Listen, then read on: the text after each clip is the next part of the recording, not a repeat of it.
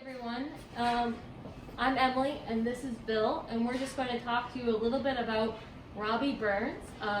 It's Rabbie Burns Day on January 25th.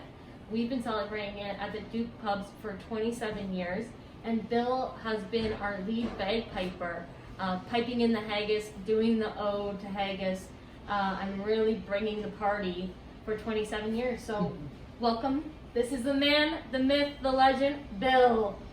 Slanjava. Slanjava.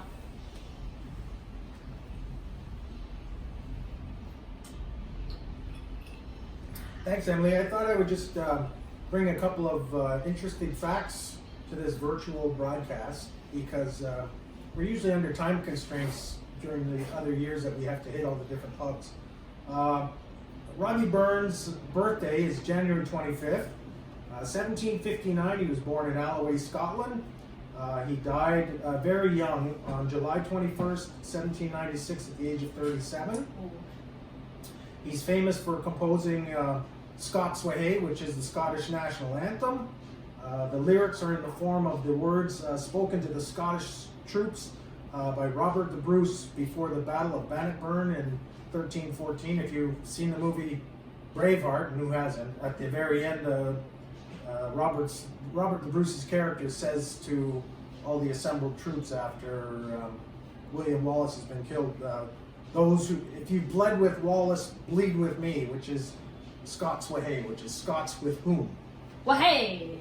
There you go. He also composed possibly the most famous love poem ever, A Red, Red Rose, which I'm sure everyone knows. And also the song, words for the song Auld Lang Syne, which is sung around the world on New Year's at the stroke of midnight. He has also composed A Man's a Man for All That, which is a traditional piping in the haggis tune, which I performed earlier. Although Scotland the Brave, which I performed the second time, is often substituted because it's more recognizable to North American crowds. Annual worldwide celebrations of Rabbie Burns Day, Rabbie Burns suppers, and everything Scottish take place on his birthday. 2021 marks the 262nd anniversary of his birth. Wow. And we've been celebrating it here for 27 years. Yeah, it blows me away that it's been going that long. So tell me, how did you start with the Burns celebrations at the Duke Pubs? There was a group of us that used to play with the Upper Canada Brewing Company, which is a local microbrewery in the city that no longer exists. And they made some connections within the hospitality industry and were approached on starting an annual celebration in January, which apart from the Super Bowl is kind of dry as far as business goes. Yeah. So we started off doing just one or two pubs downtown, and as it went on, it became more and more popular and demand grew, and we ended up doing like a mobile presentation and pub crawl, for lack of a better term, and hitting every single one of the Amalgo Group's Duke pubs throughout the city. And it's been fun. I've been doing the Rabbie Burns with Bill for the past 4 years now, and behind the scenes is quite a thing, getting everyone into the taxi cabs and making sure the bagpipes are warm. Do you want to tell us a little bit more about the bagpipes and the instrument? Well, the instrument itself, what we know as a modern day form of the bagpipes, actually were brought to Scotland by an Irish monk, and at that time I believe it only had one or two drones, and then subsequent to that, modern times, and when I say modern times I'm saying the past few hundred years, it's come to be what we recognize now with the three drones and the chanter. It's basically a reed instrument that is fed with a supply of air in a bladder, which in the old days was a sheepskin, which was treated with treacle or honey to make it airtight. and you basically just put your tongue in the blowpipe to prevent air from escaping and forcing it through your 3 drones and your chanter, which is what you play the tune on. And then as technology catches up with everything, the bags now are made out of Gore-Tex, and they have moisture absorbing materials inside. The reeds are generally, or the drone reeds are generally synthetic now, although the chanter reed is still made out of cane. And the bagpipes aren't unique to the British Isles.